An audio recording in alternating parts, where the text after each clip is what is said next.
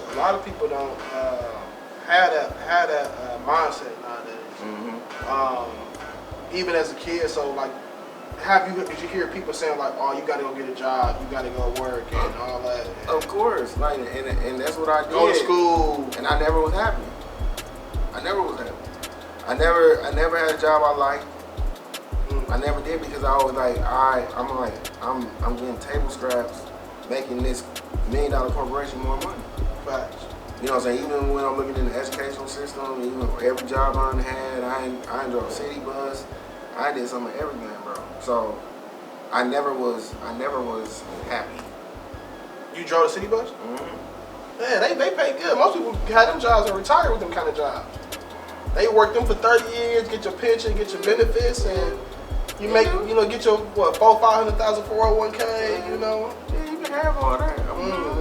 I'm good. That wasn't my purpose, man. That's big. That wasn't your purpose. And that's something, like I said, the reason I started my podcast is people got to find their purpose. And don't be discouraged with your purpose. You know, a lot of people going to be discouraged because they ain't done what your vision is. And sometimes you, for me personally, I have thoughts where, damn, I'm wrong, or maybe I'm tripping, or anything like that. But then I realized, like, I'm smarter than these people. When you really understand that you're really smarter than some people, sometimes you got to go with your own gut and know what you got to do. Because they're not aware about what you know about that certain topic or certain about, just like with rap music, for example. You probably heard people say, you still rapping? You ain't taking these, like, you hear all these doubters and different things like that because they're afraid to do things their own selves. Right, that's what Jay-Z said. Don't put what do you say? Don't put your negative thoughts on me.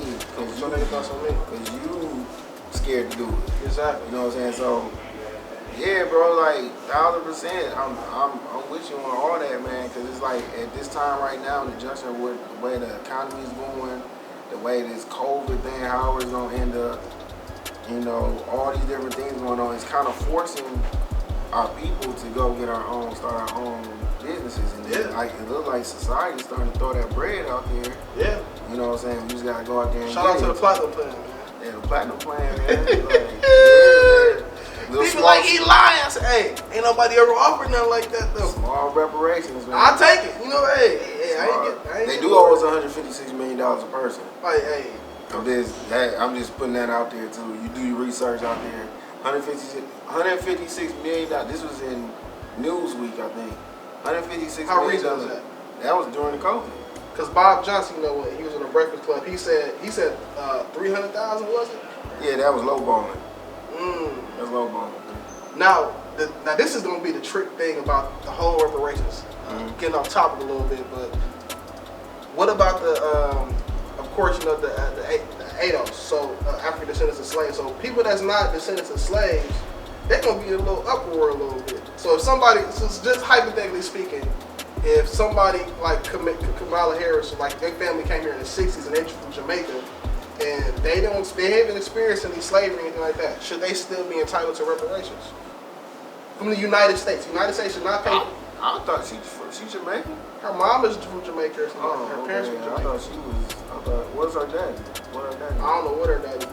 I know one of them from the Caribbean. I know one of them. I thought she was Afghanistan. Oh man, come on now. She might be in there like Barack. Oh man, that's another story. Barack ain't black all the way. Man, but hey, where did you get your love for the kicks? That's how we met in the shoe community. Shout out to my boy Nemo. He had the first shoe swap in here, man. Very legendary event. Yep. Where was your love for shoes first came from? Man, my love for shoes came back in 1985 when the Jordan was, and I got them from Northridge.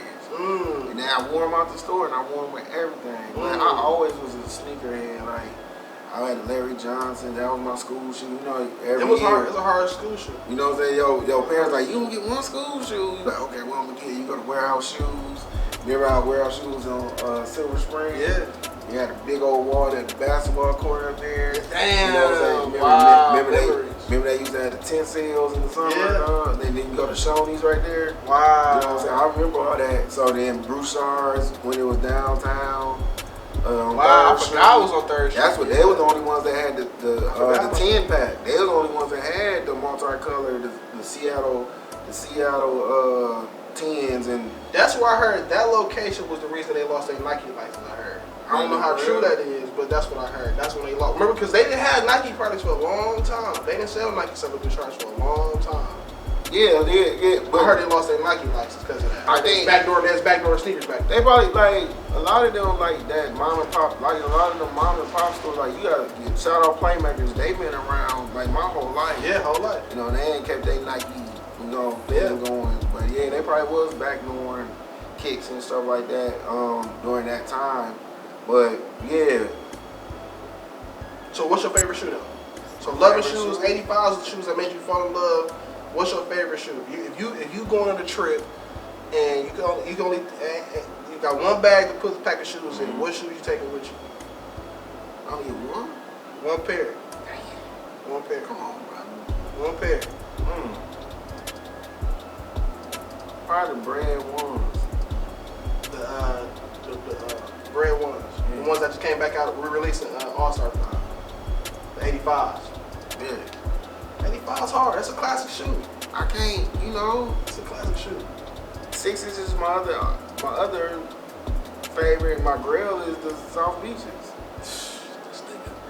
So hey, he got one of my favorite shoes, man. I sold them. It's one of my worst regrets. That and get rid of my Cadillac. Them two of my biggest regrets, man. But look at that. They in good hands. They in good hands, man. They in good hands. But I was trying to tell him what I went through. It took years for me to get that pair that came from him. It went through different hands. You know what I'm saying? It went through different hands. But this is what See, I was thinking about doing a documentary on the sneaker culture in Milwaukee because we have a story. That's true. Now, when I was starting Kicks Matters, I started in Charlotte. Then You started that in Charlotte? Yeah. You ever started that here? No, I started in Charlotte in 2012. So then I started doing it. I moved back that summer. That's when I got in contact with Nemo. Shout out Nemo. Shout out Todd from North. Shout out Todd. I ain't seen Todd in a minute, man. Lawrence with Valley Kicks. Shout out L. Yep. Valley Kicks. When Colorado popping. I gotta go see him in Colorado. All them was this is when they was just starting, fam. I remember that at the Mason spot. Yeah. Hey, who calling me? Hey, I'm recording. Who calling me, man? We live, baby. Man, I got this motherfucker, man. I got my nigga, man. I'm in his spot, so he gotta come fuck with me. We live recording the sets. Shout out, rest in peace, Joel. That's Joel, big brother, man. Shout out Joel Acevedo, man. R.I.P. my boy, man. But no, though, what I was gonna ask you with the whole Kicks Matter. So you started that in Charlotte, without, cause you started that way earlier than a lot of people thought about having sneaker brands. Personally, that I seen on a local level, it wasn't a lot of people starting their own sneaker brands. Where did you get the idea to start that sneaker brand? Man, I'm the most high, bro. Like my brother had just moved to Charlotte and he started the church. So during that time when he was having his sermons or whatever, he had us do a fast. He was like, we gonna fast that God opened up $1 million ideas. So during this fast, I'm an emotional person, and my heart goes into business or anything. I'm an emotional person. So I was at home, I was crying like, God, what am I supposed to be doing? I done did all this stuff. Nothing's working. I hated every job I had. What am I supposed to be doing? So then my homeboy DJ Dukes, or Everyday, shout out Dukes, he had called me like, B, check out my video I did on sneakers. I told the story about when we tried to go get the South Beaches from Chicago. And he had all his shoes on the what's the name, on his bed. He was talking about it. So then when I seen it, all these names started popping in my head. Kicks.